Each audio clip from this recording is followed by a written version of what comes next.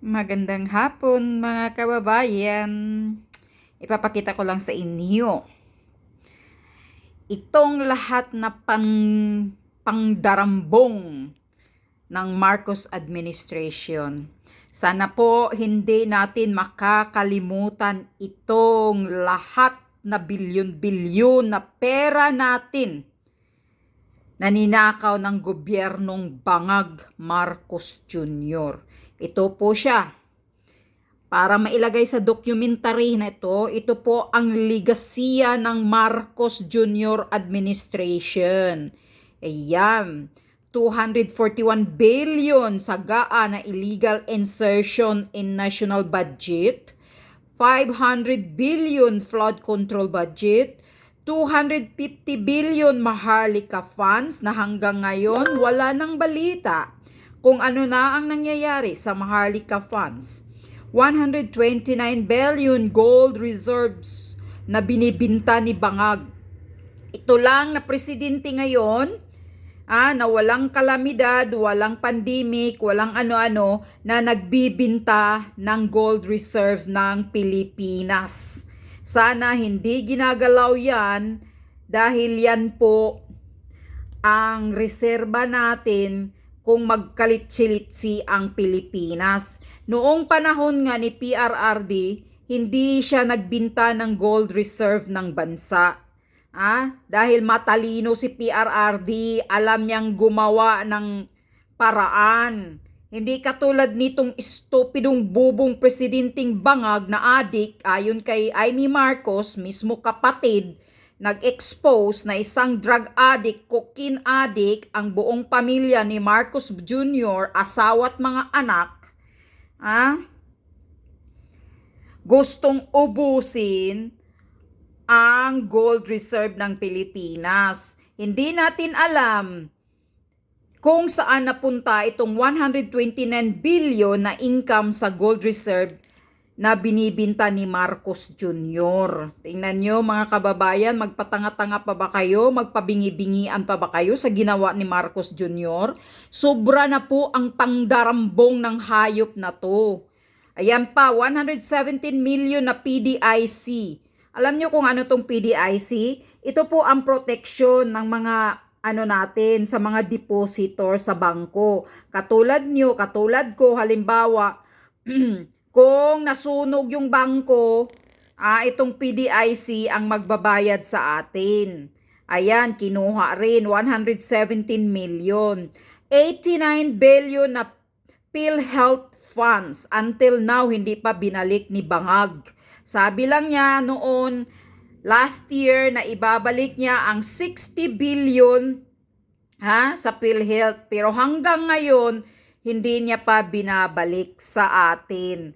Noong panahon ni PRRD, every year, every month, nagbibigay si PRRD ng 100, nag-allocate siya ng 100 million every month sa PGH Hospital. Kaya maayos noong panahon ni PRRD ang pag-aasikaso sa PGH. PGH ata yung government hospital yata yun eh.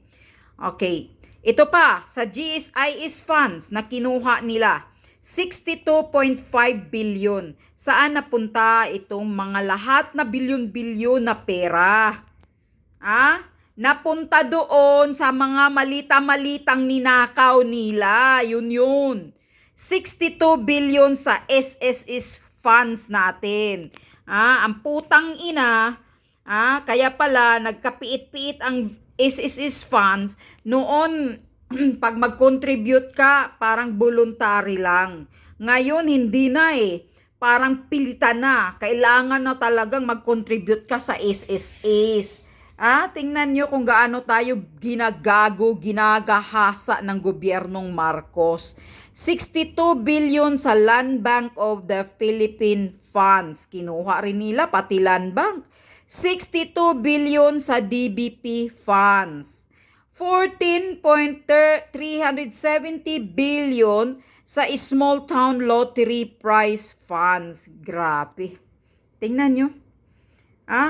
Sino ang bansa ang na hindi maghihirap sa ganitong halaga na ninakaw ng gobyernong ito.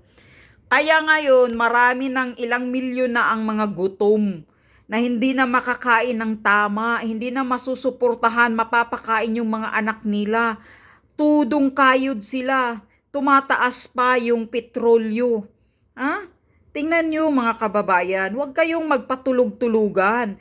Pira nating lahat ito. Ninakaw sa atin ang harap-harapan without declaring in the public kung saan napunta itong bilyunis na pera natin. Para bang pag kinuha ni Marcos Jr., parang sarili niyang pera.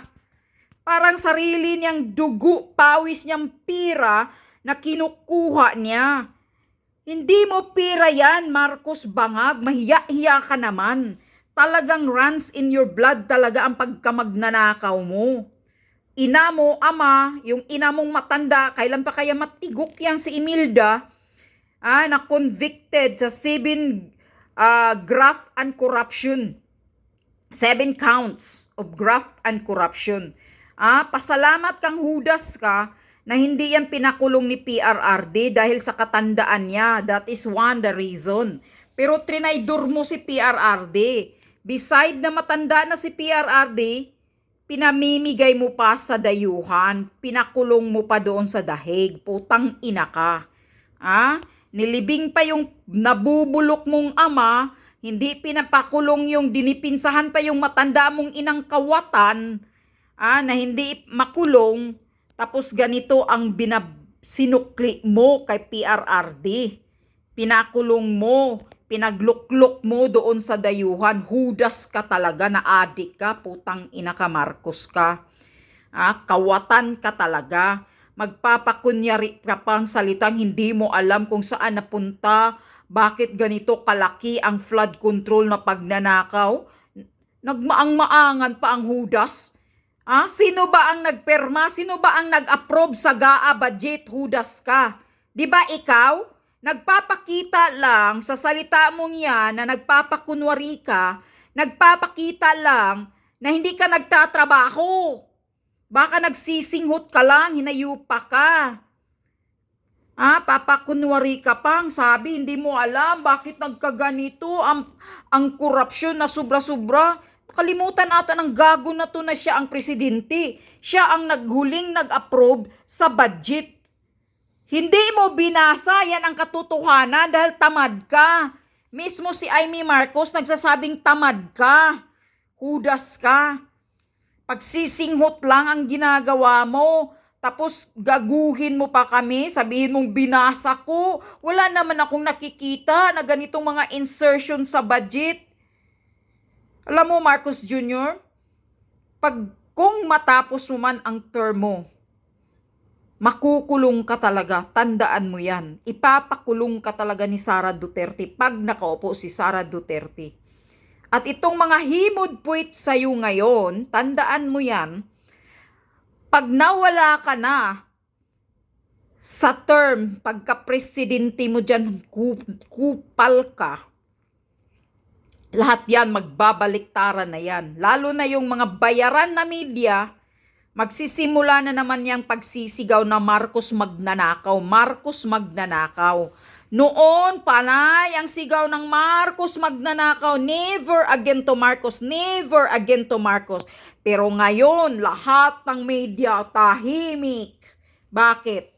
Nasungal-ngalan na ba ang mga bibig ninyong mga putang inang media ninyo ng malitang-malitang pera?